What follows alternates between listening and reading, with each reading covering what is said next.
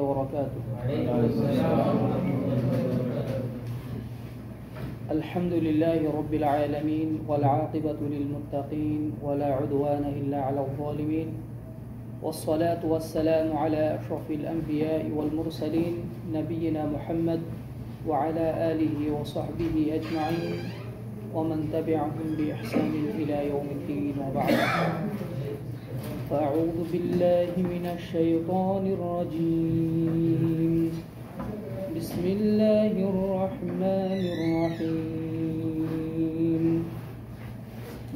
يوم يقول المنافقون والمنافقات للذين آمنوا انظرونا نقتبس من نوركم قيل ارجعوا وراءكم فالتمسوا نورا وضرب بينهم بسور له باب باطنه فيه الرحمة وظاهره من قبله العذاب. আলহামদুলিল্লাহ, যাবতীয় প্রশংসা সেই মহান রব্বুল আলামিনের জন্য, যে মহান রব্বুল আলামিন আমাদেরকে আজকের এই জুমার দিনের পরন্ত বিকেলে বরকতপূর্ণ এবং ফজিলতপূর্ণ এই সময়ে তার দিনের কিছু কথা বলার এবং শোনার জন্য আমাদেরকে এই দাওয়া সেন্টারে উপস্থিত হওয়ার, সমবেত হওয়ার তৌফিক দিয়ে ধন্য করেছেন। সে রব্বুল আলামিনের শুকরিয়া আদায় করছি, আলহামদুলিল্লাহ। সেই মহান আল্লাহ তাআলার পুনরায় শুকরিয়া আদায় করছি, যিনি আমাদেরকে আশরাফুল মাখলুকাত হিসেবে সৃষ্টি করার পরে আমাদেরকে ইমানের নিয়ামত দান করেছেন, তাওহীদের নিয়ামত দান করেছেন। সেই রব্বুল আলামিনের পুনরায় শুকরিয়া আদায় করছি, আলহামদুলিল্লাহ। দরুদ ও সালাম বর্ষিত হোক সেই মহান রাসূলের প্রতি, যার মাধ্যমে আল্লাহ তাআলা নূর প্রেরণ করেছেন আমাদের মাঝে, কোরআনের নূর, ইমানের নূর। যে রাসূল সাল্লাল্লাহু আলাইহি ওয়াসাল্লামের আগমনের মাধ্যমে এবং যার মাধ্যমে আমরা ইসলাম পেয়েছি, কোরআন পেয়েছি, যিনি তার নবুয়তের 23টি বছরে ঘাত প্রতিঘাতে মার খেয়ে আঘাত সহ্য করে আমাদের জন্য উপহার রেখে গেছেন চিরশাশ্বত সুন্দর ইসলাম। যেই ইসলামের বাস্তবায়নের মাধ্যমেই দুনিয়াতে মুক্তি এবং পরকালে নাজাত লাভ করা সম্ভব। যে রাসূলের মাধ্যমে আমরা ইসলাম পেয়েছি, কোরআন পেয়েছি, কিয়ামতের ময়দানে যিনি আমাদের শাফাআতের কাণ্ডারী হবেন, সেই মহান রাসূলের প্রতি দরুদ ও সালাম বর্ষিত হোক, সাল্লাল্লাহু আলাইহি ওয়াসাল্লাম।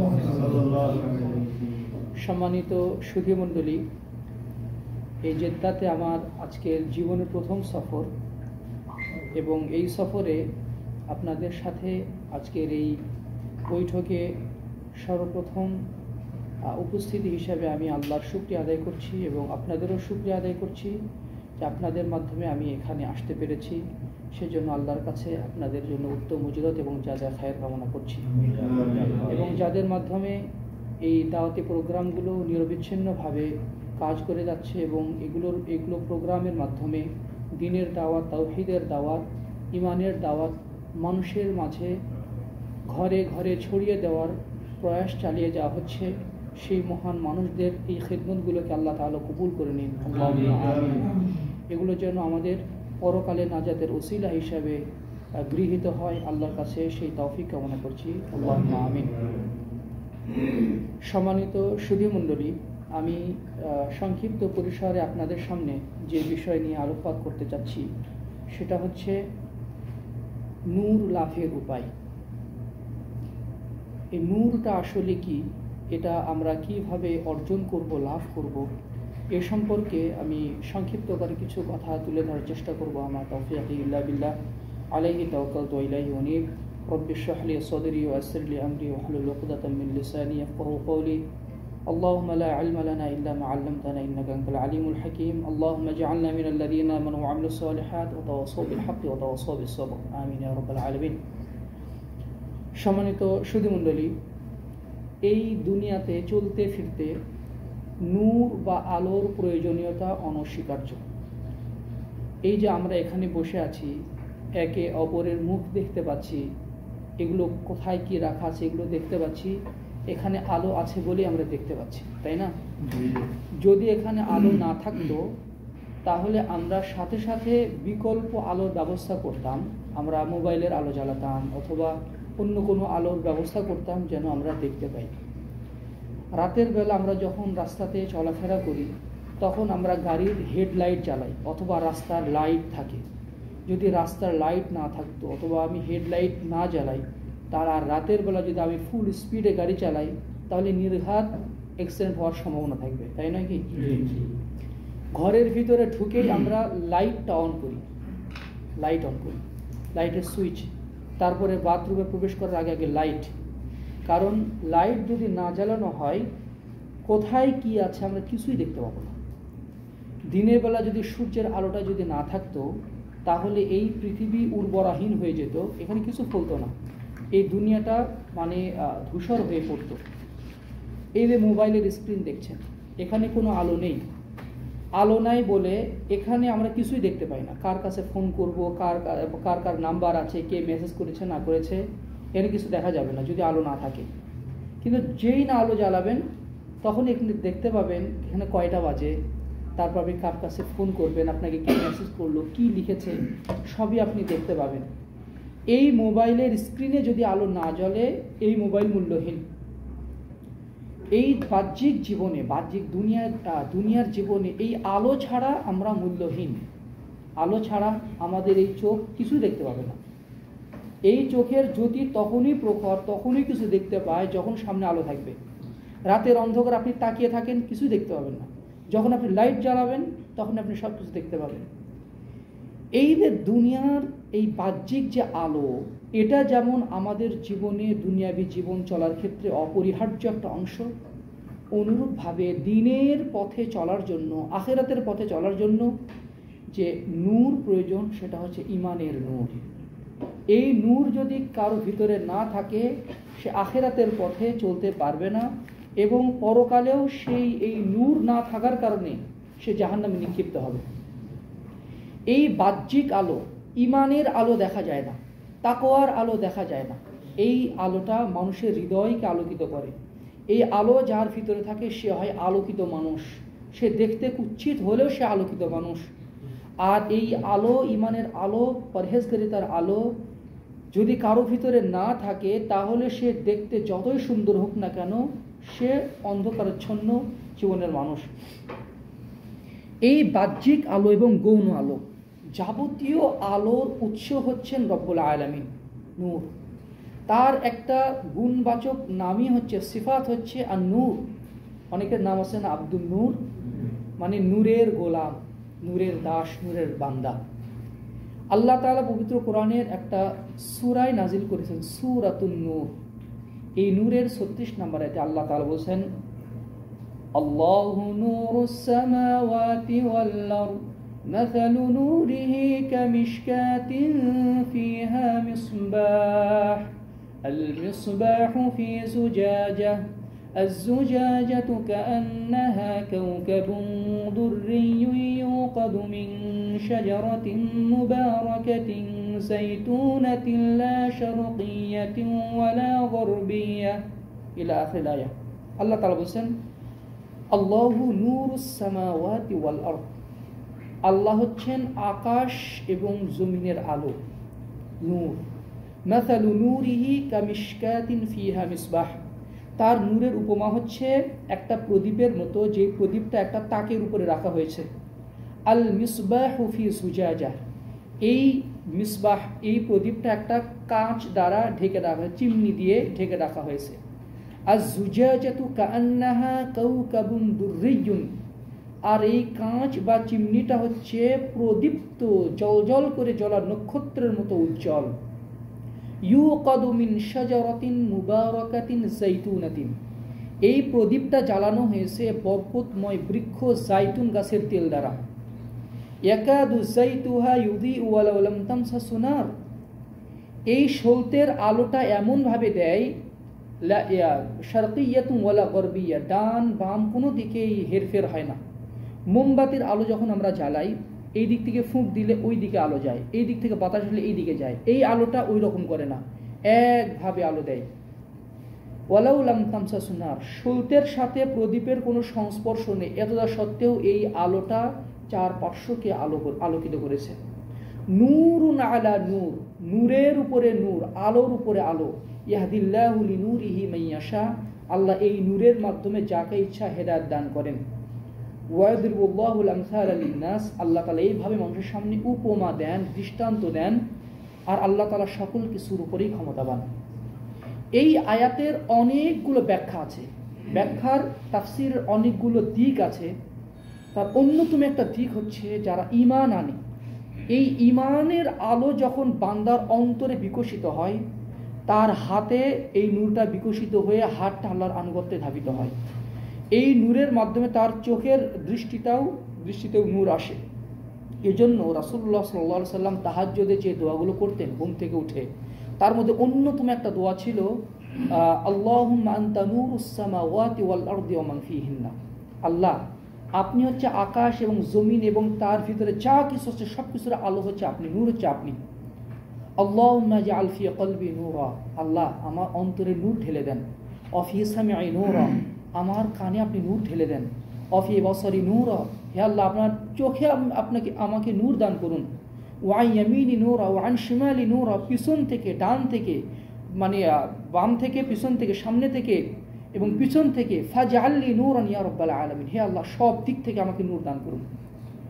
রাসূলুল্লাহ সাল্লাল্লাহু আলাইহি সাল্লাম এই নূরের প্রয়োজনীয়তা অনুভব করতেন, এই নূর লাভের জন্য আল্লাহর কাছে দোয়া করতেন, আল্লাহ চোখে নূর দেন, আল্লাহ অন্তরে নূর দেন, আল্লাহ জবানে নূর দেন, আল্লাহ ডান দিক থেকে বাম দিক থেকে সর্বদিক থেকে আমাকে নূর দান করুন।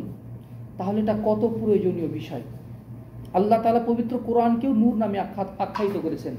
সূরা তাগাবুনের ৮ নম্বর আয়াত আল্লাহ তাআলা বলছেন, فآمنوا بالله ورسوله والنور الذي أنزلنا। فآمنوا بالله, তোমরা ঈমান আনো আল্লাহর উপরে, والنور الذي أنزلنا। فآمنوا بالله ورسوله, তোমরা আল্লাহ এবং তার রাসূলের প্রতি ঈমান আনো, এবং আমি যে নূর নাজিল করেছি সেই নূরের উপরে তোমরা ঈমান আনয়ন করো। মানে এই কোরআনকে আল্লাহ তাআলা নূর হিসেবে আখ্যায়িত করেছেন।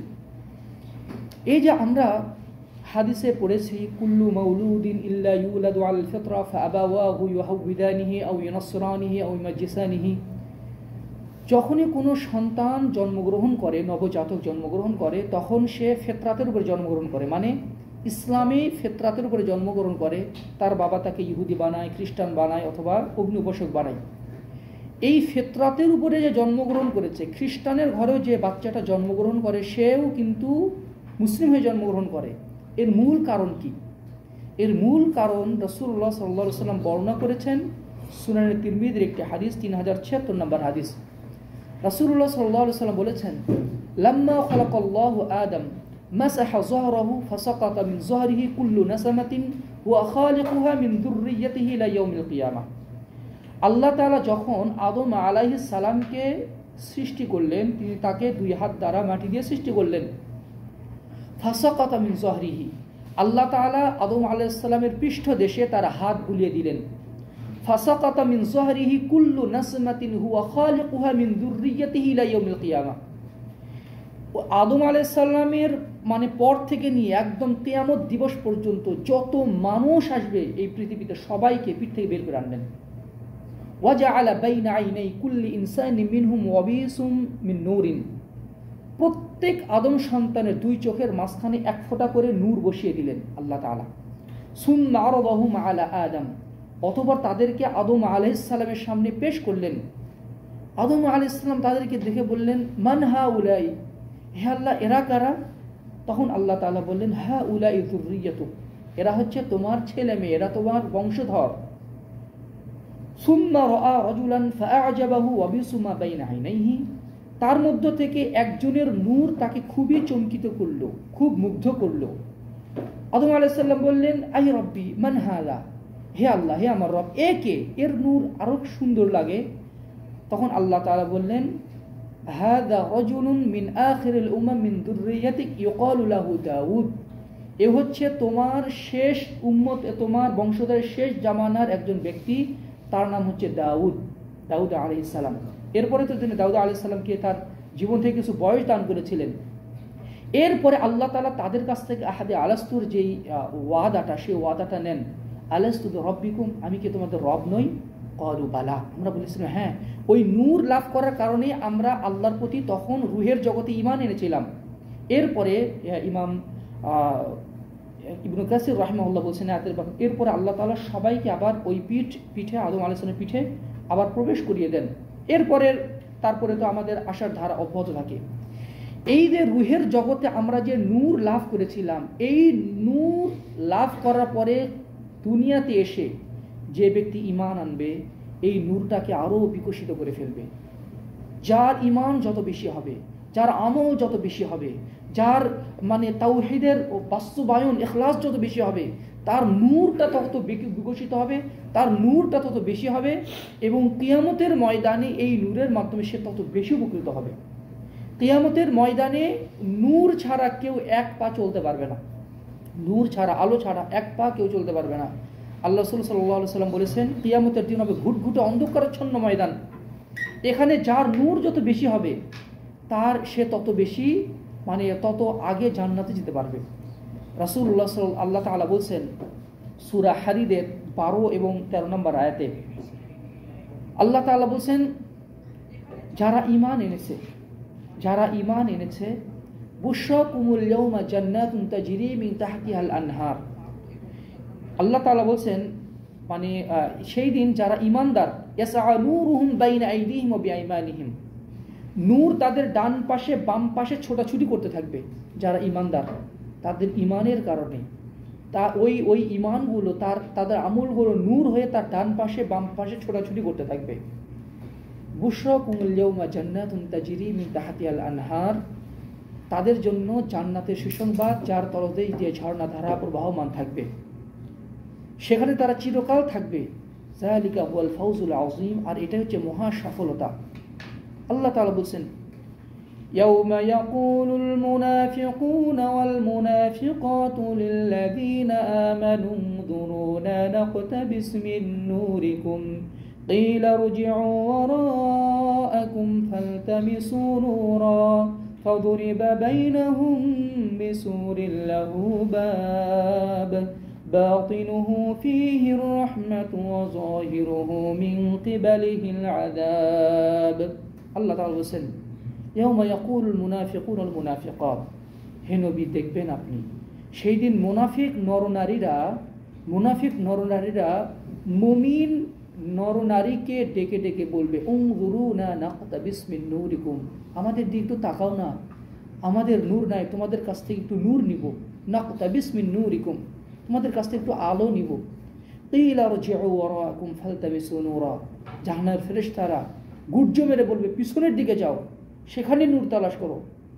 ইলতামিসু ওয়ারাআকুম ফালতামিসু নূরা ফাদুরিবা বাইনাহুম বিসুরিন লাহু বাব, তাদের মাঝে, মুমিন এবং মুনাফিকদের মাঝে একটা বড় একটা দরজা এবং প্রাচীর খাড়া করে দেওয়া হবে। বাতিনুহু ফীহির রাহমা, ভিতরের দিকে মুমিনদের জন্য থাকবে রহমত, ওয়া যাহিরুহু মিন কিবালিহিল আযাব, আর বাহিরের দিকে মুনাফিকদের জন্য থাকবে আযাব। অর্থাৎ নূর থাকার কারণেই সেই দিন মুমিনরা নাজাত পাবে। সহিহ মুসলিমের 191 নম্বর হাদিস, অনেক বড় হাদিস। আল্লাহ রাসূল সাল্লাল্লাহু আলাইহি ওয়াসাল্লাম এক পর্যায়ে বলছেন, ফায়ুতা কুল্লু ইনসানিন মিনহুম মুনাফিকান আও মুমিনান নূরান, কিয়ামতের দিন চলার জন্য নূর প্রয়োজন। এই জন্য আল্লাহ তাআলা মুনাফিক এবং মুমিন সবাইকে আল্লাহ তাআলা কিছু নূর দান করবেন। সুম্মা ইয়াত্তাবিউনাহু, ওই নূর নিয়েই তারা চলতে থাকবে। ওয়া আলা জাসরি জাহান্নামা কালাবিব ওয়া হাসাক, যখন তারা পুলসিরাতের কাছে আসবে, পুলসিরাত হচ্ছে কাঁটাযুক্ত লৌহ শলাকা। আল্লাহ রাসূল সাল্লাল্লাহু আলাইহি ওয়াসাল্লাম বলেছেন, আহাদ্দু মিনাল মূসা ওয়া আদাক্কু মিনাশ শা'রি, চুলের চেয়েও চিকন, তরবারের চেয়েও ধারালো, অন্ধকারাচ্ছন্ন পিচ্ছিল কাঁটাযুক্ত যেই সেতু, সেটা হচ্ছে পুলসিরাত। হাসরের ময়দান থেকে ইমাম উসাইমিন রাহিমাহুল্লাহ বলছেন শারহুল আকিদা আল ওয়াসিতিয়াতে, যে হাসরের ময়দান থেকে জান্নাতে যাওয়ার, জাহান্নাম, আর এই পাশে হাসরের ময়দান, এই পাশে জান্নাত, জাহান্নামের উপরে নির্মিত, হাসরের ময়দান থেকে জাহান্নামের উপর দিয়ে নির্মিত জান্নাতে যাওয়ার যে সেতু, এটাই হচ্ছে পুলসিরাত। এটার দুনিয়ার সাথে সামঞ্জস্যপূর্ণ না, যে চুলের চেয়েও চিকন, তরবারের চেয়েও ধারালো, চুলের চেয়েও ধারালো, অন্ধকার ছিল, এটা কেমন, কীভাবে মানুষ পা রাখবে, এটা আল্লাহ তাআলার জ্ঞানই আছে, সেটা কি রকম হবে, দুনিয়ার সাথে সেটা তুলনাযুক্ত না। তো এই মানে যখন তারা এই মানে পুলসিরাতের কাছে আসবে, ইউতফা ও নূরুল মুনাফিকিন, মুনাফিকদের নূর ওখানেই নিভে যাবে। সুতরাং তারা চড়ার আগেই, অর্থাৎ তারা জাহান্নামে নিক্ষিপ্ত হবে। কোন বর্ণনা রয়েছে যারা আকীদাগত মুনাফিক তাদের জন্য তো কোনো পুলসিরাতই থাকবে না, তাদের সরাসরি তারা জাহান্নামে নিক্ষিপ্ত হবে। আর যারা কর্মগত মুনাফিক, এরাও এই পুলসিরাতে উঠতে উঠতে এদের নূর নিভে যাবে, ফলে এরা জাহান্নামে নিক্ষিপ্ত হবে। ফাতানজুল মুমিনুন, কিন্তু মুমিনরা পার হয়ে যাবে। ফাতানজু আউয়ালু সুমরাতিন উজুহুহুম কাল কমারি লাইলাতাল বদরি, সর্বপ্রথম যেই দল পুলসিরাতের উপর দিয়ে পার হয়ে যাবে তাদের নূর এত বেশি হবে উজুহুম কাল কমারি লাইলাতাল বদরি, তাদের চেহারা হবে পূর্ণিমার চাঁদের মতো উজ্জ্বল। সাবউনা আলফান লা ইউহাসাবুন, তারা হবে ৭০,০০০, তাদের কোনো হিসাব গ্রহণ করা হবে না। এর পরের যে দল আসবে তাদের নূর আরেকটু কম হবে। দাউহু মিথলু দাউই নাজমি ফিস সামা, আকাশে চাঁদের মতো মানে নাজম তারকার মতো তাদের আলো হবে, এবং তারা এর পরের দল তারা পার হয়ে যাবে। রাসূলুল্লাহ সাল্লাল্লাহু আলাইহি ওয়াসাল্লাম বলেছেন, সেই দিন যার যত নূর হবে সে তত দ্রুত গতিতে পুলসিরাত পার হবে। কেউ মেঘমালার গতিতে, কেউ দ্রুতগামী ঘোড়ার গতিতে, কেউ উটের গতিতে, কেউ দৌড়ে দৌড়ে, কেউ হেঁটে হেঁটে, কেউ হামাগুড়ি দিয়ে। রাসূলুল্লাহ সাল্লাল্লাহু আলাইহি ওয়াসাল্লাম বলেছেন, মুসনাদে আহমদে একটা হাদিসে এসেছে, কারো নূর হবে উহুদ পাহাড়ের সমপরিমাণ, কারো নূর হবে তার চেয়েও কম, কারো নূর হবে তার চেয়ে কম, কারো নূর হবে খেজুরের গাছের পরিমাণ। সবচেয়ে কম নূর যাকে দেওয়া হবে তার পায়ের বৃদ্ধাঙ্গুলিতে ১ ফোঁটা নূর দান করা হবে। একবার জ্বলবে, একবার নিভে যাবে, একবার জ্বলবে, একবার নিভে যাবে। যখনই জ্বলবে সে পথ চলবে, যখনই নিভে যাবে থমকে দাঁড়াবে, চলতে পারবে না। এইভাবে সে পুলসিরাতের উপর উঠে যাবে। পুলসিরাতে একবার পিঠের উপরে, একবার বুকের উপরে, নিতম্বের উপরে হামাগুড়ি দিবে, জাহান্নামের উত্তাপ সে সহ্য করবে। এইভাবে টানা হিচড়া করতে করতে কোনো মতে সে পার হয়ে যাবে। পার হয়ে যাওয়ার পরে সে আল্লাহর প্রশংসা করে বলবে, আলহামদুলিল্লাহ আতানি আল্লাহু মা লাম ইউতা আহাদাম মিনাল আলামিন, আল্লাহ তাআলা আমাকে এত নিয়ামত দান করেছেন, আল্লাহ তাআলা আমাকে এত নিয়ামত দান করেছেন, পৃথিবীর জগৎবাসীর কাউকে এত নিয়ামত দান করেননি। ১ ফোঁটা নূর পেয়ে সে এত শুকরিয়া আদায় করবে। এই জন্য আল্লাহ তাআলা বলছেন সূরা নূরেরই ২২ নম্বর আয়াতে, আল্লাহ তাআলা বলছেন ৪০ নম্বর আয়াতে, ওয়ামান লাম ইয়াজআলিল্লাহু লাহু নূরান ফামা লাহু মিন নূর, আল্লাহ যাকে নূর দান করেন, এর আবার কিসের নূর, এর তো কোনো নূর থাকবে না কিয়ামতের ময়দানে। সুবহানাল্লাহ বিহামদিহি। এই জন্য রাসূলুল্লাহ সাল্লাল্লাহু আলাইহি ওয়াসাল্লাম, আমরা যে মুসলিম হিসাবে জন্মগ্রহণ করেছি, ভিতরে যদি কাবিরা গুনাহ থাকে, মুনাফিকি থাকে, শিরকি থাকে, তাহলে জীবদ্দশাতে এই নূরের কবর রচনা করে দিব আমরা। এই জন্য রাসূলুল্লাহ সাল্লাল্লাহু আলাইহি ওয়াসাল্লাম আমাদেরকে কিছু পদ্ধতি এবং উপায় বলে দিয়েছেন, যার মাধ্যমে আমরা জীবদ্দশাতেই এই নূর সংগ্রহ করতে পারি, যেই নূরের মাধ্যমে আমাদের কবর আলোকিত হবে, যেই নূরের মাধ্যমে হাসরের ময়দানে আমি স্বাচ্ছন্দ্যে চলতে পারবো, যেই নূরের মাধ্যমে আমরা পুলসিরাত পার হয়ে আমরা জান্নাতুল ফেরদাউসে উপনীত হতে পারবো ইনশাআল্লাহ। আমি আপনাদের সামনে 14টি এই নূর লাভের উপায় বলে আমার আলোচনা শেষ করবো ইনশাআল্লাহ। নূর লাভ করার, এই আলো লাভ করার, জীবন জুড়ে আলো লাভ করার প্রথম উপায় হচ্ছে কালিমাতুত তাইয়্যিবাহ, লা ইলাহা ইল্লাল্লাহ। সার্বিক জীবনের তাওহীদের পূর্ণ বাস্তবায়ন থাকা। লা ইলাহা ইল্লাল্লাহ, লা মা'বুদা বিহাক্কিন ইল্লাল্লাহ, আল্লাহ ছাড়া সত্য কোনো উপাস্য নেই। এটা শুধু মুখে জপার জিকির না, তাই না? আমরা বাংলাদেশের লোকজন লা ইলাহা মানে এটা মুখের জিকির এটা হিসেবে পরিগণিত হয়, কিন্তু না, এটা ব্যক্তি জীবন থেকে শুরু করে সার্বিক জীবনে আল্লাহ ছাড়া সত্য কোনো উপাস্য নেই, এই দাবি যখন বাস্তবায়ন করা হবে তখন ওই বান্দা নূর লাভ করতে পারবে। মুসনাদে আহমদের 127 নম্বর হাদিস, রাসূলুল্লাহ সাল্লাল্লাহু আলাইহি ওয়াসাল্লামের মৃত্যুর পরে তালহা ইবনে উবাইদুল্লাহ রাদিয়াল্লাহু আনহু, যিনি জান্নাতের সুসংবাদপ্রাপ্ত একজন সাহাবী ছিলেন, তার চুলগুলো উস্কো খুস্কো ধুলায় মলিন কেমন যেন হয়ে আছে। তো ওমর রাদিয়াল্লাহু আনহু তাকে দেখে বললেন, হে তালহা, আপনার চাচাতো ভাই খলিফা হয়ে গেছে, এই জন্য কি আপনার মন খারাপ? একটু রসিকতা করে বললেন, আল্লাহর কসম, না, এমনটা না, বরং রাসূলুল্লাহ সাল্লাল্লাহু আলাইহি ওয়াসাল্লাম তার জীবদ্দশাতে আমাকে একটা কথা বলেছিলেন যে এমন একটি বাক্য আছে, এই বাক্যটি যে ব্যক্তি বলবে, বাস্তবায়ন করবে, মৃত্যুর সময় তার আত্মাটা নূরে পরিণত হয়ে যাবে। হায় আমার আফসোস, হায় আমার কপাল পড়া, রাসূলের কাছ থেকে আমি জেনে নিতে পারিনি, আর রাসূলও আমাকে এটা বলে যাননি। ইস, কি আমার কপাল পড়া, কি আমার আফসোস, যদি আমি জেনে নিতে পারতাম তাহলে কতই না ভালো হতো। ওই টেনশনে তার খাওয়া দাওয়া, তার চুল আচরণ, তার শরীর পরিপাটি করার দিকটাও তিনি ভুলে গেছেন। ওই বাক্যটা যদি তিনি জেনে নিতে পারতেন। তখন ওমর রাদিয়াল্লাহু আনহু বললেন, আরে ওটা তো আমি জানি। তাই নাকি? তাহলে আলহামদুলিল্লাহ, আপনি তারই যোগ্য, আমাকে তাড়াতাড়ি বলুন সেই বাক্যটা কি। তখন রাসূলুল্লাহ সাল্লাল্লাহু আলাইহি সাল্লাম বললেন, তখন ওমর রাদিয়াল্লাহু আনহু বললেন, এটা হচ্ছে ওই বাক্য যে বাক্যটি তিনি তার চাচা আবু তালেবকে বলতে বলেছিলেন। চাচা একবার কালেমা পাঠ করেন, আমি কিয়ামতের দিন আপনার জন্য সুপারিশ করব। কিন্তু তার নসিবে এটা জুটেনি। আল্লাহ রাসূল মক্কার অলিতে গলিতে তাঁবুতে তাঁবুতে দাওয়াত দিয়ে বলতেন, কুলু লা ইলাহা ইল্লাল্লাহ তুফলিহুন, তোমরা সবাই বলো লা ইলাহা ইল্লাল্লাহ, তাহলে তোমরা সফলকাম হবে। এই তাওহীদের পূর্ণ বাস্তবায়ন, নির্ভেজাল তাওহীদের বাস্তবায়ন যদি আমাদের জীবন জুড়ে যদি না থাকে, আকীদায় যদি ভেজাল থাকে, আকীদায় যদি শিরক থাকে, বেদাত থাকে, তাহলে আমল যত সুন্দর হোক না কেন নূর লাভ করা সম্ভব হবে না। এজন্য আকীদা এবং আমল থেকে শিরক বেদাতকে বিতাড়িত করতে হবে।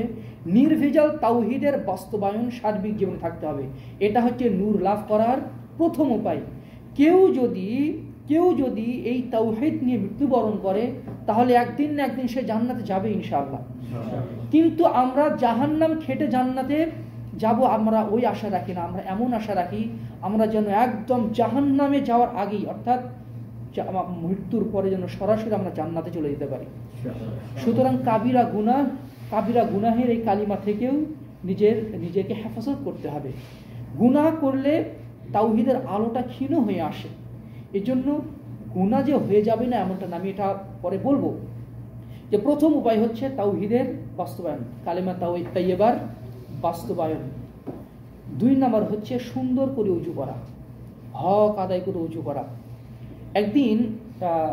একদিন আবু হুরায়রা, এটা সহিহ মুসলিমের 246 নম্বর হাদিস, আবু হুরায়রা রাদিয়াল্লাহু আনহু একদিন ওযু করছেন, সুম্মা গাসালা ওয়াজহাহু, যখন তিনি মুখ ধুচ্ছেন, হাত্তা কাদ ইয়াবলুগাল মানকিবাইন, তখন কাঁধ সহ ধুয়ে ফেলছেন।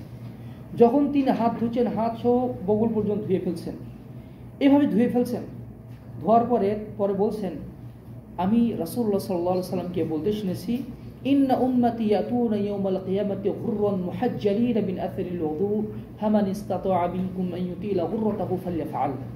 কিয়ামতের দিন আমার উম্মত এমন ভাবে আল্লাহর সামনে উপস্থিত হবে, তার ওযুর অঙ্গ প্রত্যঙ্গগুলো নূরে ঝলমল করতে থাকবে। সুবহানাল্লাহ। সুতরাং কেউ যদি চায় তার এই নূরটাকে বিকশিত করুন।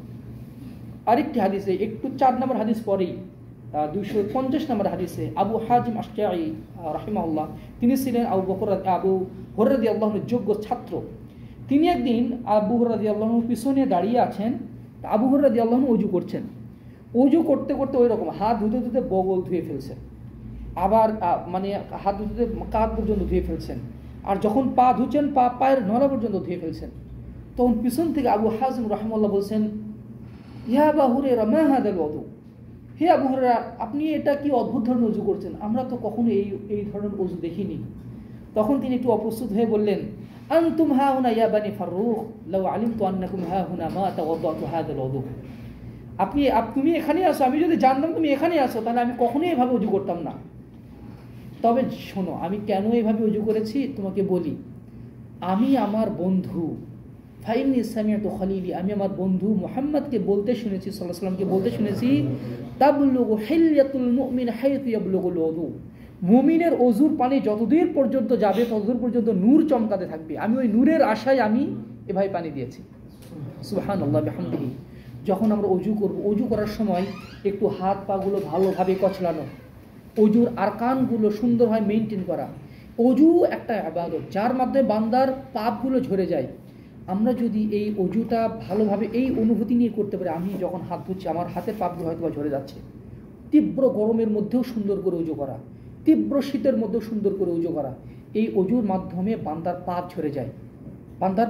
রাসূল সাল্লাল্লাহু আলাইহি ওয়াসাল্লাম বলেছেন, মুস্তাদরাকে হাকিমের হাদিস, যে কেউ যদি সুন্দর করে ওযু করে অজু করার পরে পরে সে যদি সালাতে দাঁড়িয়ে যায়, মান তাওয়াদ্দা ফায়ুসবিগুহু, অজু করলো, অজুটাকে সুন্দর করে করলো, এরপরে সালাতে দাঁড়িয়ে গেল, ফায়াফহামু মা ইয়াকুলু ফীহিমা, 2 রাকাত সালাত আদায় করলো, 2 রাকাত সালাতের মধ্যে কোনো ভুল করেনি এবং খুব মনোযোগ দিয়ে দোয়া দরুদগুলো বুঝে বুঝে পড়েছে, ইল্লা ইন ফাতালাকা ইয়াউমিন ওয়ালাদাত উম্মুহু, মানে সে এমনভাবে সালাদটা শেষ করে ওই দিনের মতো করে যেই দিন তার মা তাকে প্রসব করেছিল।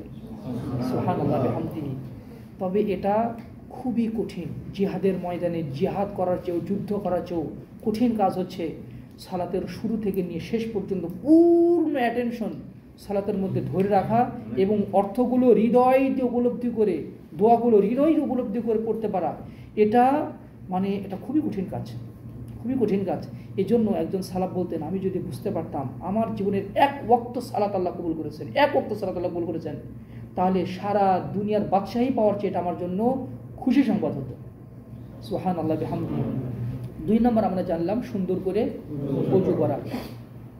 3 নম্বর হচ্ছে 5 ওয়াক্ত সালাতের পূর্ণ হেফাজত করা। 5 ওয়াক্ত সালাতের হেফাজত করা। সহিহ মুসলিমের 223 নম্বর হাদিস, রাসূলুল্লাহ সাল্লাল্লাহু আলাইহি ওয়াসাল্লাম বলেছেন, আত-তুহুরু শাতরুল ঈমান, পবিত্রতা ঈমানের অঙ্গ।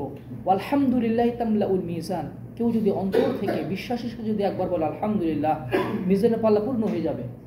ও সুবহানাল্লাহি ওয়া আলহামদুলিল্লাহি তামলাআনা ওয়া তামলাউ মা বাইনাস সামাওয়াতি ওয়াল আরদ, কেউ যদি সুবহানাল্লাহ আলহামদুলিল্লাহ অন্তর থেকে যদি বলে, বিশ্বাসের সাথে ইয়াকিনের সাথে যদি বলে, আকাশ এবং জমিনের ফাঁকা জায়গাটা তার নেকি দ্বারা পূর্ণ হয়ে যাবে। এরপর আল্লাহ বললেন, অস-সালাতু নূরুন, সালাত হচ্ছে নূর, অস-সাদাকাতু বুরহানুন, আর সাদাকা হচ্ছে দলিল। এই জমিটা আপনার, কেন? এই জমির দলিল আপনার নাম, এই জমির দলিল আপনার নাম। আমি যদি এসে দাবি করি এই জমি আমার, আপনি মানবেন না, কারণ এটা আপনার নামে দলিল। যখন আল্লাহর পথে দান করা হয় এটা বুরহান হয়ে যায়, এটা দলিল হয়ে যায়। হাদিসের আরেকটু অংশ আছে, সেগুলো যাচ্ছি না। আরেকটি হাদিসে মুস্তাদরাকে, এটা হচ্ছে হাকিমে হাদিসটি এসেছে, রাসূলুল্লাহ সাল্লাল্লাহু আলাইহি ওয়াসাল্লাম একদিন ভাষণ দিলেন সাহাবায়ে সামনে সালাত সম্পর্কে। ভাষণের এক পর্যায়ে তিনি বললেন, মান হাফাযা আলাইহা কানাত লাহু নূরান ওয়া বুরহানান ওয়া নাজাতান ইয়াউমাল কিয়ামাহ, যে ব্যক্তি 5 ওয়াক্ত সালাতের হেফাজত করবে, 1 ওয়াক্ত আদায় করতে 4 ওয়াক্ত আদায় করে না, এটা সালাতের হেফাজত না। সালাত পরিত্যাগের বিধান কি সেটা আমরা ভালোভাবেই জানি। যে ব্যক্তি সালাতের হেফাজত করে, কানাত লাহু নূরান, এই সালাত হবে তার জন্য নূর, ওয়া বুরহানান, এটা হবে তার জন্য দলিল, ওয়া নাজাতান, এবং নাজাতের গ্যারান্টি। দলিল হবে হচ্ছে জান্নাতি, আমি যে জান্নাতি তার দলিল, আর নাজাতের সার্টিফিকেট, আমি যে জাহান্নাম থেকে মুক্ত তার সার্টিফিকেট হচ্ছে আমার সালাত। হাদিসের ব্যাখ্যা সালাফগণ এভাবে করেছেন।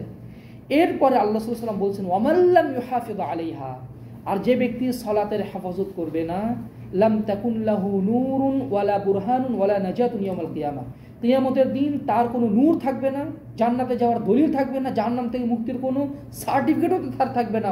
উপরন্তু ওয়া কানা ইয়াউমাল কিয়ামাতি মা কারুন ওয়া ফিরআউন ওয়া হামান ওয়া উবাই ইবনে খালাফ, কিয়ামতের দিন তার হাসর নাসর হবে ফেরাউনের সাথে, বিশ্ববৎ ফেরাউনের সাথে, তার মন্ত্রী হামানের সাথে, কারুনের সাথে, রাসূলের চিরন্তন দুশমন উবাই ইবনে খালাফের সাথে। তারা কি জান্নাতি? যারা বেনামাজি, আল্লাহ রাসূল তাদের জন্য কত কঠোর বাক্য উচ্চারণ করেছেন, যারা সালাতের হেফাজত করে না। যারা সালাতের হেফাজত করে না তাদের কোনো নূর নাই। যারা সালাতের হেফাজত করবে, সালাতের হেফাজত শুধু দৌহিক উপস্থিতি না, সালাতে শুধু সালাতে দৌহিক উপস্থিতি না, মানসিক উপস্থিতি, হৃদয় মন, আমি আল্লাহর সামনে দাঁড়িয়েছি, আমি আমার সৃষ্টিকর্তা আল্লাহ রাব্বুল আলামিনের সাথে। তা'বুদুল্লাহ কাআন্নাকা তারাহু ফাইন লাম তাকুন তারাহু ফাইন্নাহু ইয়ারাক, তুমি এমনভাবে ইবাদত করো যেন তুমি আল্লাহকে দেখে দেখে ইবাদত করছো। যদি এই অনুভূতি না আসে, অন্তত এটা রেখো যে তুমি দেখে দেখে ইবাদত করছো, অথবা আল্লাহ তাআলা তোমাকে দেখছেন। এই অনুভূতি নিয়ে ইবাদত করার নাম হচ্ছে ইহসান। এই ইহসানের সাথে যারা সালাতের হেফাজত করবে, এই সালাত কিয়ামতের দিন তাদের জন্য নূর হবে। নূর লাভ করার কয় নাম্বার বললাম? 3 নাম্বার। 4 নাম্বার হচ্ছে জুমার সালাতের ব্যাপারে যত্নশীল হওয়া। জুমার সালাত, সিলসিলা সহিহার 706 নম্বর হাদিস, রাসূলুল্লাহ সাল্লাল্লাহু আলাইহি ওয়াসাল্লাম বলেছেন, ইন্নাল্লাহ তাবারাকা ওয়া তাআলা ইয়াবআসুল আইয়ামা ইয়াউমাল কিয়ামাতি আলা হাইআতিহা, কিয়ামতের দিন আল্লাহ তাআলা এই পৃথিবীর আগত যত দিবস আছে প্রত্যেক দিবসকে আকৃতি দিয়ে উঠাবেন। আচ্ছা, দিন রাতের কোনো আকৃতি আছে? দিন এবং রাতের সমন্বয় এক দিবস, তাই না? এই দিবসের কিন্তু আমরা কোনো আকৃতি দেখতে পাই না, কিন্তু কিয়ামতের দিন এই দিবসগুলোকে আল্লাহ আকৃতি দান করবেন এবং আমাদেরকে পুনরুত্থিত করার সাথে সাথে এই দিবসগুলোকে আল্লাহ তাআলা একত্রিত করবেন, পুনরুত্থিত করবেন। ওয়ায়াবাসুল জুমআতা সাহরা মুনিরাতান, আর জুমার দিনগুলোকে আল্লাহ সেপারেটলি আলাদাভাবে উত্থিত করবেন, আর জুমার দিনগুলো নূরে ঝলমল করতে থাকবে। সাহরা মুনিরাতান, ঝলমল করতে থাকবে। আহলুহা ইয়াহুফুনা বিহা কাল আরুসি তুহদা ইলা কারিমিহা, জুমার দিনগুলো যারা জুমার সালাতের মুসল্লি আগে ভাগে আজানের আগে মসজিদে যেত, জুমার সালাতের তার সিরিয়াসনেস, আগে ভাগে মসজিদে যেতে হবে, জুমার দিনের পরে জুমার ইবাদতের ব্যাপারে তার ভিতরে আলাদা আগ্রহ কাজ করে। যারা জুমার সালাতের ব্যাপারে সিরিয়াস থাকতো, ওই মুসল্লিদেরকে জুমার দিনগুলো আলোগুলো ঘিরে থাকবে কিভাবে? কাল আরুসি তুহদা ইলা কারিমিহা, বিয়ের নববরের মতো করে। বিয়ের বরেরকে ঘিরে সবাই আনাগোনা করে, তার পাশে বসে, তার সাথে গল্প করে, তার কি লাগবে না লাগবে। বিবাহের অনুষ্ঠানের মধ্যমণি হচ্ছে বরকনে, তাদেরকে নিয়ে সবাই ঘুরপাক খায়। অনুরূপভাবে জুমার দিনগুলো জুমার দিনের মুসল্লিদেরকে এইভাবে ঘিরে ধরে থাকবে। ইয়ামশুনা ফি দাওইহা, এই নূরের ভিতরে তারা চলবে, আর এত নূরান্বিত হবে। আলওয়ানুহুম কাসসালজি বায়াদান, তাদের চেহারা হবে একদম সাদা বরফের মতো শুভ্র। সুবহানাল্লাহ বিহামদিহি, বরফের যে সাদা একদম ফ্যাকাশে সাদা, ওটা না, মোলায়েম যুক্ত সাদা, রূপ লাবণ্যে ভরা, এত সুন্দর চেহারা হবে। এটা তাদের নূরের কারণে, নূরের প্রভাবে তাদের চেহারা হবে বরফের মতো সাদা।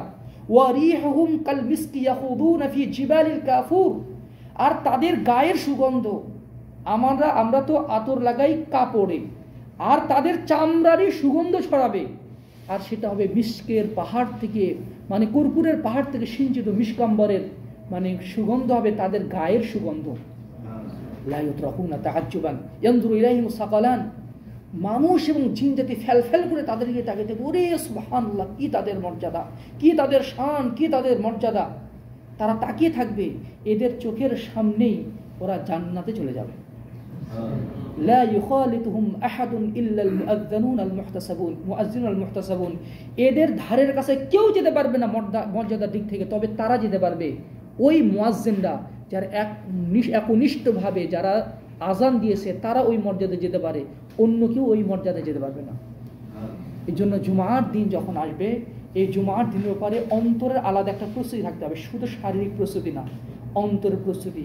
জুমার দিনে যে আদবগুলো আছে, জুমার দিনের যেই ইবাদতগুলো আছে, জুমার দিনে যে আমলগুলো আছে, এই আমলগুলোর ব্যাপারে যারা যত্নশীল হবে, তাদের জন্য ওই নূরের সুসংবাদ, তাদের জন্য ওই নূরের সুসংবাদ।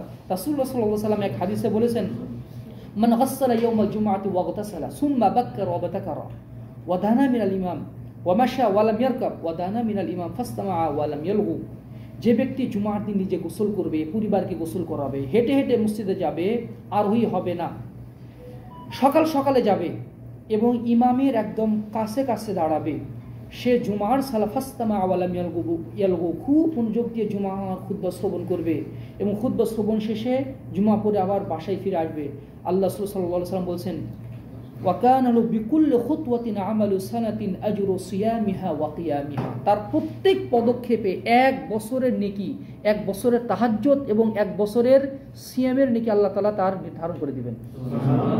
অর্থাৎ আপনার বাসা থেকে যদি মানে মসজিদ যদি মানে 50 কদম হাঁটতে হয়, মানে 50 বছর লাগাতার প্রত্যেক দিন তাহাজ্জুদের নেকি আপনার আমলনামায় যুক্ত হবে। কোনো দিন তাহাজ্জুদ ছোটেনি, এই 50 বছর কোনো দিন সিয়ামও ছোটেনি, এইরকম 50 বছর নেকি ওই বান্দার আমলনামাতে আল্লাহ তাআলা যুক্ত করে দিবেন, যারা জুমার দিনের ব্যাপারে যত্নশীল হয়। যাই হোক, 5 নম্বর উপায় হচ্ছে 5 ওয়াক্ত সালাত জামাতের সাথে আদায় করা, বিশেষ করে এশা ফজর সালাত। রাসূলুল্লাহ সাল্লাল্লাহু আলাইহি ওয়াসাল্লাম বলেছেন, সুনানে তিরমিজির হাদিস 223 নম্বর হাদিস, বাশশিরিল মাশাঈনা ফি যুলামি মিনাল মাসাজিদ বিন-নূরিত তাম্মি ইয়াওমাল কিয়ামাহ, তোমরা তাদেরকে পূর্ণ নূরের সুসংবাদ দান করো যারা অন্ধকারেও মসজিদে হেঁটে হেঁটে মসজিদে জামাতের সাথে সালাত আদায় করতে যায়, তাদেরকে পূর্ণ নূরের সুসংবাদ দান করো, তাদের নূরের কোনো ঘাটতি হবে না। জান্নাতে যাওয়ার জন্য, জাহান্নামের আযাব থেকে বাঁচার জন্য যত নূরের প্রয়োজন হয়, একদম পূর্ণ নূর আল্লাহ তাআলা তাকে দান করবেন। এই হাদিসের ব্যাখ্যাতে মুহাদ্দিসরা বলেছেন এর মাধ্যমে মানে ফজর এবং এশার সালাতের পাশাপাশি 5 ওয়াক্ত সালাত মসজিদে আদায় করার ব্যাপারে রাসূল সাল্লাল্লাহু আলাইহি ওয়াসাল্লাম উদ্বুদ্ধ করেছেন। অর্থাৎ যারা 5 ওয়াক্ত সালাত জামাতের সাথে মসজিদে জামাতের সাথে আদায় করার ব্যাপারে যত্নশীল হবে, এই আমলটা তাদের জন্য নূর হিসেবে আখ্যায়িত হবে কিয়ামতের ময়দানে।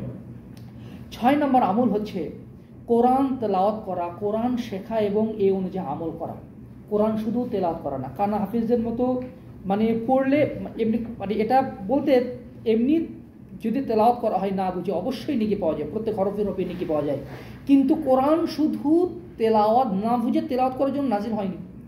কোরআন নাজিল হয়েছে এটা পড়ে সেই অনুযায়ী সেটা অনুধাবন করে সেটার মধ্যে প্রভাবিত হয়ে কোরআনের বিধান সার্বিক জীবনে বাস্তবায়নের জন্য কোরআন নাজিল হয়েছে।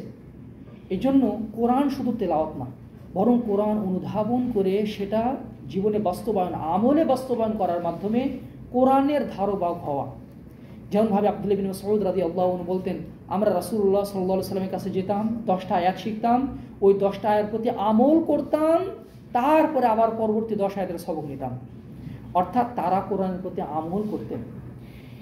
এই যে রাসূল সাল্লাল্লাহু আলাইহি ওয়াসাল্লাম এর ব্যাপারে বলছেন, মুসতাদরাকে হাকিমে হাদিসটি বর্ণিত হয়েছে, আল্লাহ রাসূল বলছেন, মান ক্বারাআল কুরআন ওয়া তাআল্লামাহু ওয়া আমিলা বিহি, যে ব্যক্তি কোরআন পড়বে, কোরআন শিখবে এবং কোরআন অনুযায়ী আমল করবে, অর্থাৎ কোরআনের বিধানটা আমলে বাস্তবায়ন করবে, উলবিসা ইয়াউমাল কিয়ামাতি তাজাম মিন নূরিন, কিয়ামতের দিন আল্লাহ তাআলা তাকে নূরের মুকুট পরাবেন। নূরের মুকুট পরাবেন, দাউহু মিসলু দাউইশ শামসি, আর এই মুকুটের আলো হবে সূর্যের আলোর মতো প্রদীপ্তময়। সুবহানাল্লাহি ওয়া বিহামদিহি, সম্মানের মুকুট কোরআনের ধারক বাহক যারা, তাদেরকে পরানো হবে। শুধু কি তাই, ওয়ায়ুকসা ওয়ালিদাইহি হুল্লাতান লা ইয়াকুমু বিমা দুনিয়া, আর তার পিতামাতাকেও সম্মানের পোশাক পরানো হবে। সারা দুনিয়ার যাবতীয় সম্পদ বিক্রি করে ওই পোশাকের মূল্য নির্ধারণ করা সম্ভব হবে না। তখন তারা বলবে, ইয়া রব্বি বিমা কুসিনা, কোরআনের ধারক বাহকের পিতামাতা বলবে, হে আমাদের রব, আমাদের এই মর্যাদার পোশাক কিভাবে আসলো?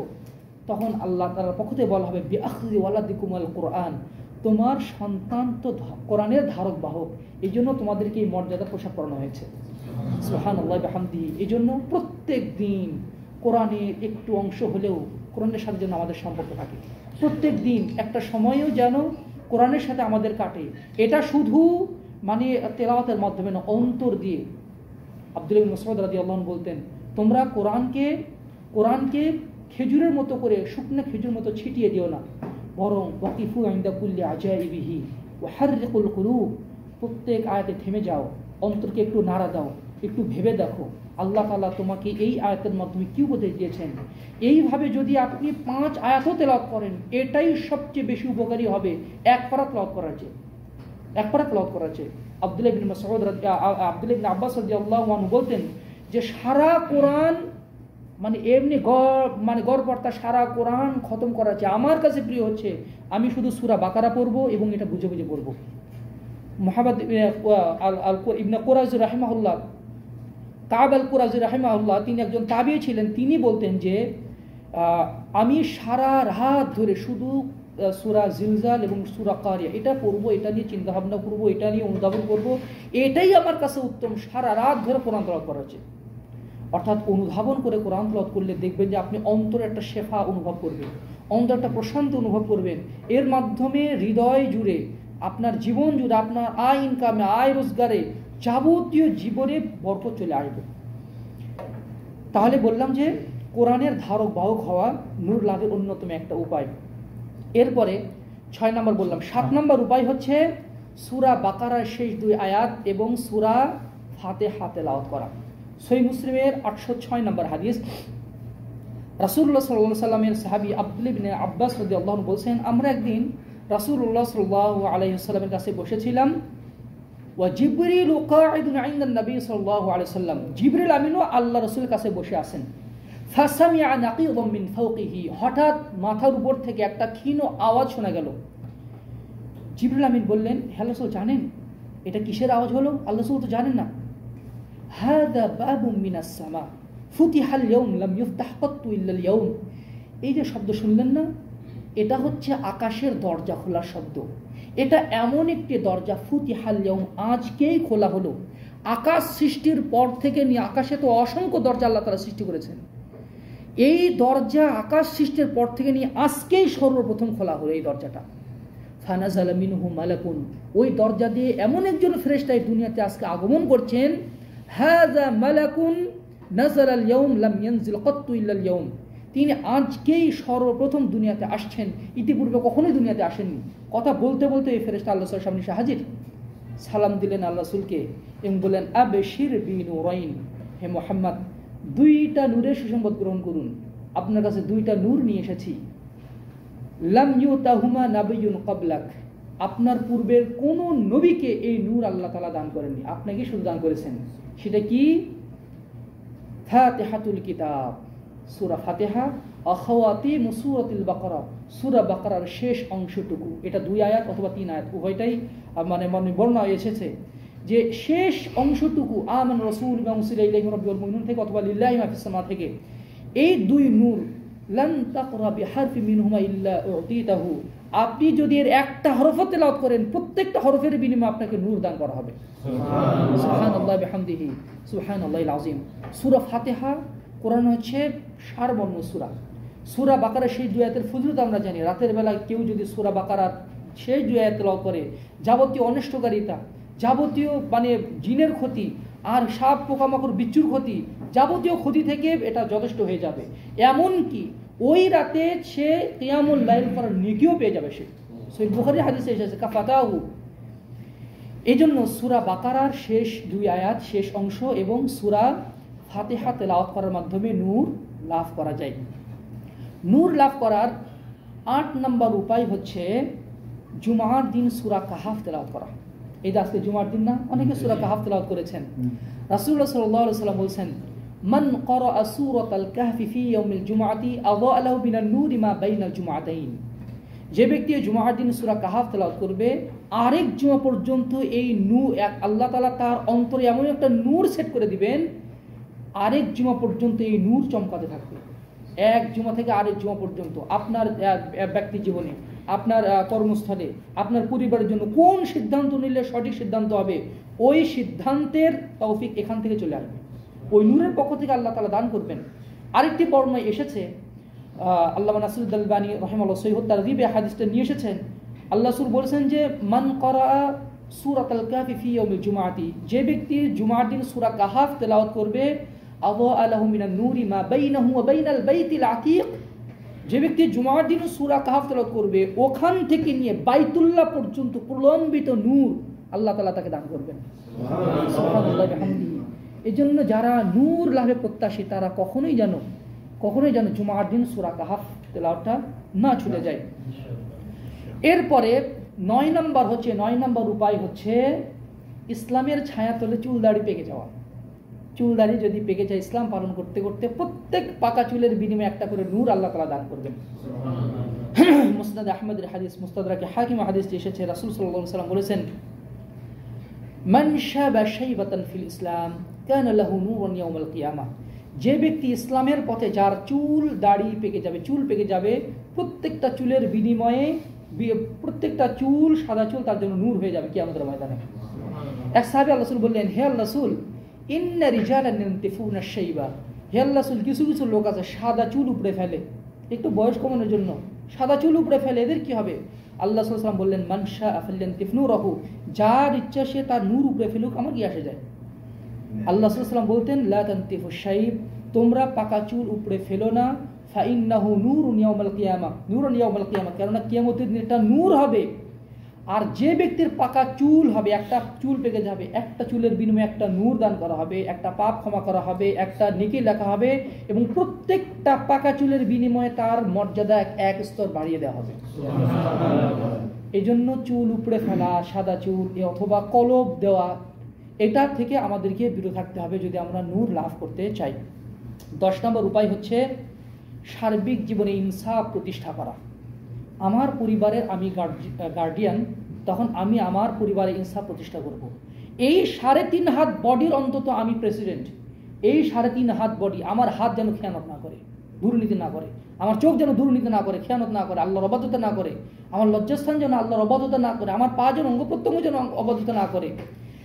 অধীনস্থদের প্রতি অধীনস্থদের প্রতি ইনসাফ করা, সার্বিক জীবনে ইনসাফ প্রতিষ্ঠা করার মাধ্যমে আল্লাহ তাআলা নূরের মাধ্যমে সম্মানিত করবেন। সহিহ মুসলিমের হাদিস, রাসূলুল্লাহ সাল্লাল্লাহু আলাইহি ওয়াসাল্লাম বলছেন, ইন্নাল মুকসিতিনা ইনদাল্লাহি আলা মানাবিরিম মিন নূর আন ইয়ামিনির রহমান ওয়া কিলতা ইয়াদাইহি ইয়ামিনুন।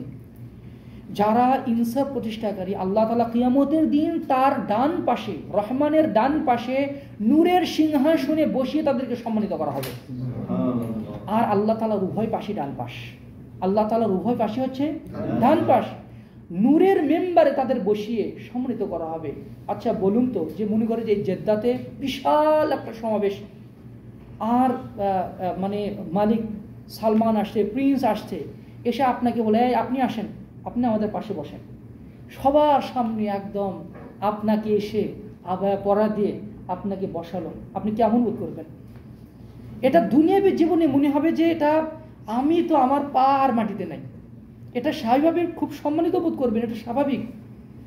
আর আল্লাহ তাআলা বলছেন যারা ইনসাফ প্রতিষ্ঠাকারী, আল্লাহ তাআলা তাদেরকে তার ডান পাশে নূরের সিংহাসনে, নূরের মেম্বারে, নূরের চেয়ারে বসে তাদেরকে সম্মানিত করবেন। সুবহানাল্লাহ বিহামদিহি। তারা কারা? আল্লাযীনা ইয়াদিলুনা ফি হুকমিহিম ওয়া আহলিহিম ওয়া মাওয়ালু।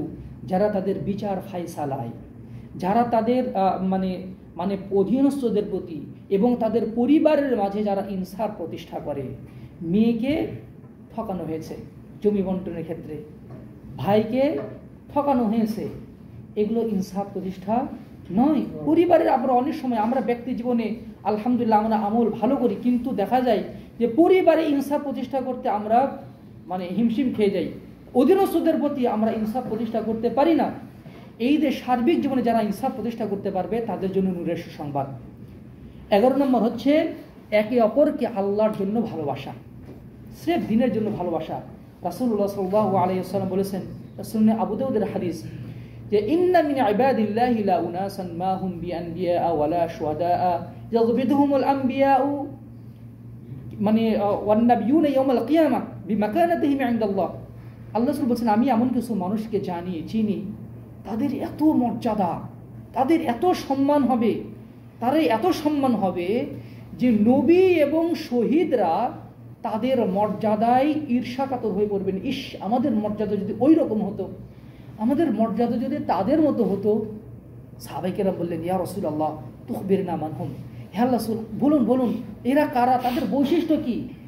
আল্লাহ রাসূল সাল্লাল্লাহু আলাইহি ওয়াসাল্লাম বললেন, আল্লাহি ইন্নাহুম, তারা এমন একটা জাতি, ইয়াতাহাব্বুনা বিরূহিল্লাহ, তারা একে অপরকে স্রেফ আল্লাহর জন্য ভালোবাসে। আলা গায়রি আরহামিম বাইনাহুম ওয়ালা আমওয়ালিন তাআতাউনাহা, না আছে তাদের মধ্যে কোনো রক্ত সম্পর্ক, না আছে তাদের মধ্যে অর্থনৈতিক কোনো লেনদেন, এটা সত্ত্বেও একে অপরকে স্রেফ আল্লাহর জন্য ভালোবাসে।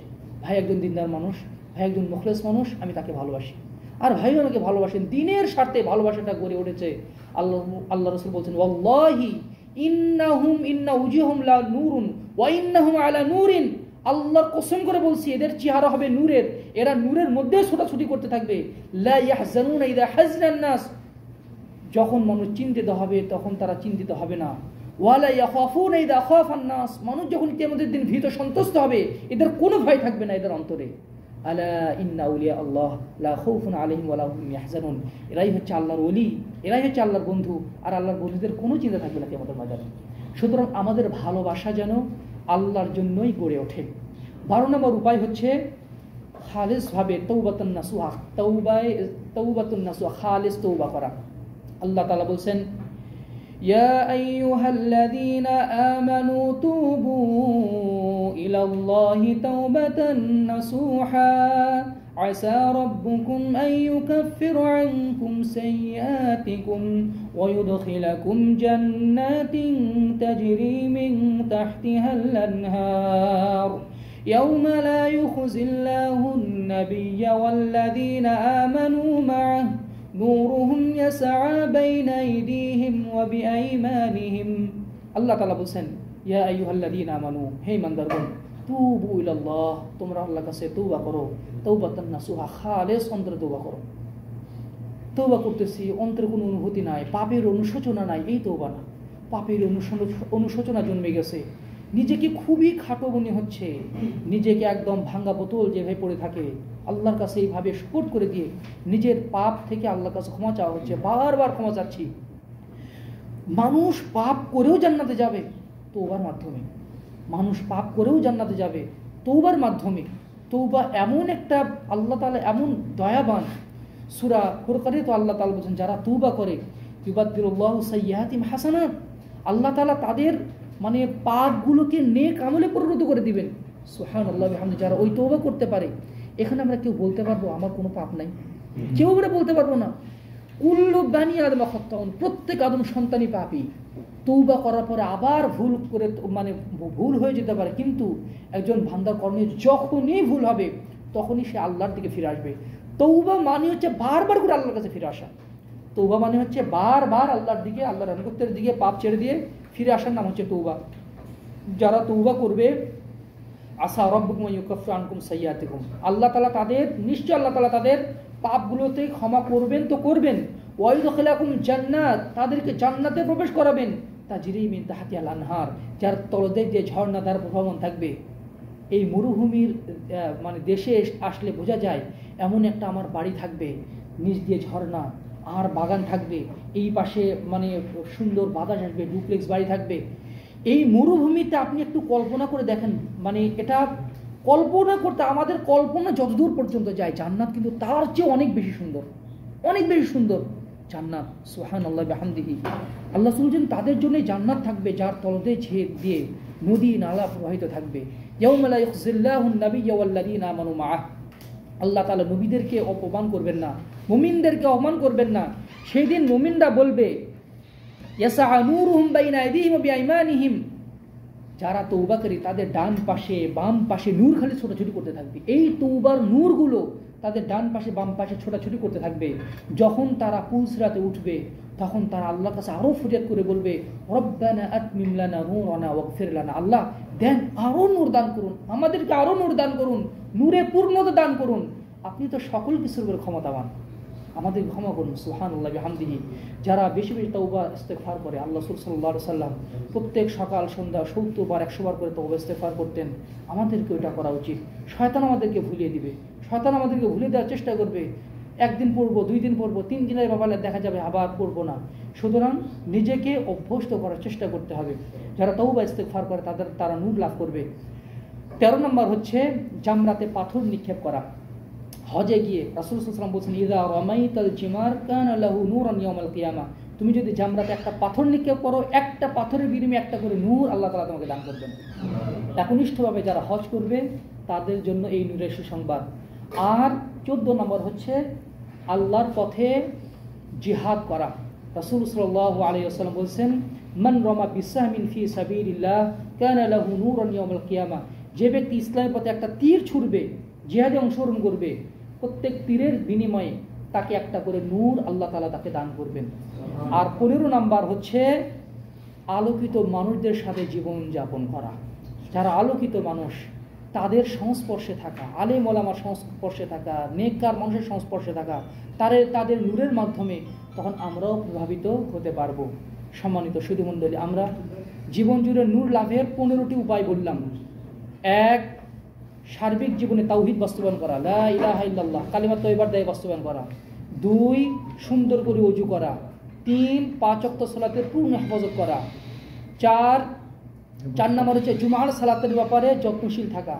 5 ওয়াক্ত সালাত জামাতের সাথে আদায় করা। 6, কোরআনের ধারক বাহক হওয়া, কোরআন তেলাওয়াত করা, কোরআন অনুযায়ী আমল করা, কোরআন উদ্ভাবন করা।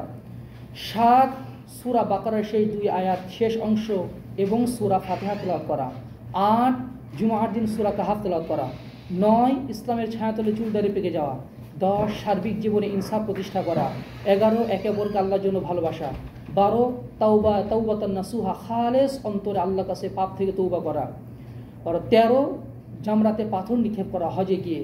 14, আল্লাহ পথে জিহাদ করা। এবং 15, আলোকিত মানুষদের সংস্পর্শে থাকা। মহান আল্লাহ তাআলা আমাদেরকে এই 15টি উপায় অবলম্বন করে আলোকিত জীবন গঠনের তৌফিক দান করুন। আল্লাহুম্মা আমিন। আকুলু কাওলি হাযা ওয়া আস্তাগফিরুল্লাহ লি ওয়া লাকুম লিসাইরিল মুসলিমিন ফাস্তাগফিরুহু ইন্নাহু হুয়াল গফুরুর রহিম। ওয়াসসালামু আলাইকুম ওয়া রাহমাতুল্লাহি ওয়া বারাকাতুহু। ওনার এই যে এলমের যে তারাক্কি বলা হয়, তারাক্কি এটা তো আলাদা আরো বৃদ্ধি করেন, সকলে দোয়া করবেন। আমরা যেন সবসময় দক্ষিণ জেলা ইসলামী সেন্টারের যে একটা ভাবমূর্তি আছে, এখানে আমাদের সমস্ত সালাফে আলেম ওলামা আসে এবং আমাদেরকে এই ইলম বিতরণ করে। এখানে একটি কথা শেখে বলেছিলেন যে আমাদের সৎসঙ্গ থাকা বর্তমানে এটা খুবই জরুরি। সৎসঙ্গ যদি আমরা না থাকি, এটা আল্লাহ তাআলার দয়া, বিশেষ এক দয়া। সবাই সৎসঙ্গ পায় না। এই জন্য আমরা যারা আছে, আমাদের রুমমেট যারা আছে, আমরা যেন এই জিনিসটাকে বেশি লালন করার চেষ্টা করি। আর এই কথা হচ্ছে যে ওয়ালামু আন্নাল্লাহা ইয়ালামু মা ফি আনফুসিকুম, তোমরা জেনে রাখো তোমাদের অন্তরে যা আছে আল্লাহ তা জানে। কেন আসছি, কিসের জন্য আসছি, কেন আমরা এই ঘোরাঘুরি করছি, সব আল্লাহ জানে। ফাহজারুহু, সুতরাং আল্লাহকে ভয় করো। আর আমি আপনাদের ছোট ভাই হিসেবে যে নসিহত, সেটা হবে যে পরকালীন পাথের জন্যই প্রতিযোগিতা করেন, অন্য কিছু না। ভালোবাসা কিসের ভিত্তিতে হবে? আল্লাহ তাআলার দ্বীনের ভিত্তিতে, ঠিক না? আমাদের আলহামদুলিল্লাহ আলেম ওলামারা, আমাদের কোরআন ও সহিহ সুন্নাহর যারা ওলামায়ে হক রয়েছে, আমরা সমান দরজা আল্লাহর জন্য তাদেরকে কী করবো? ভালোবাসবো। এই মেসেজটা ক্লিয়ার। এখানে যদি কোনো সময় 6-9 হয়, হ্যাঁ, মনে রাখবেন আপনার আল্লাহর জন্য হচ্ছে নাকি আল্লাহর জন্য হচ্ছে না, এটা কিন্তু আল্লাহ ভালো জানে, আল্লাহ ভালো জানে। এই জন্য সবসময় এই দোয়াগুলো আমাদের করতে হবে, সৎসঙ্গে থাকতে হবে। আর ইয়া আইয়ুহাল্লাযীনা আমানু তাকুল্লাহ, হে ঈমানদারগণ আল্লাহকে ভয় করো। বলতাম যে নাফসু মা কাদ্দামাত লিগাদ, আর তোমরা যেন ভেবে দেখো আগামীকালের জন্য তোমরা কি পাঠাচ্ছ। আগামীকালের জন্য আমরা কি পাঠাচ্ছি, এটা হলো মূল বিষয়। আমাদের প্রকৃত সফলতা হচ্ছে জান্নাত, আল্লাহ তাআলার সন্তুষ্টি। মরে গেছি, ইমান যেহেতু আছে একদিন জান্নাতে যাব, এই চিন্তা চেতনাটাও কিন্তু খুব ভয়ানক চিন্তা চেতনা। এখানে আল্লাহর শাস্তিকে মূল্যায়ন করা হয় না, ভয় করা হয় না যে আল্লাহর শাস্তি দিবে। হ্যাঁ, আর একজন এসে বললো যে তার বুড়ো আঙ্গুলের উপর একটা নূর, এই নিয়ামত সে শুকরিয়া শেষ করতে পারে না। এখন আমরা যে আছি, আমাদের তো অনেক নিয়ামত, আমরা তো শুকরিয়া আদায় করি না। এখন এখানে যে সুস্থ আছি, সেন্টারে এসেছি, এখানে যে আমরা একটা ভালো পরিবেশে বসে শিখতে পারছি, এর নিয়ামত আমরা শুকরিয়া আদায় করতে পারছি। শুকরিয়া আদায় হলে আমাদের চলমান দাওয়াতের ক্ষেত্রে আমাদের বসে থাকা হতো না।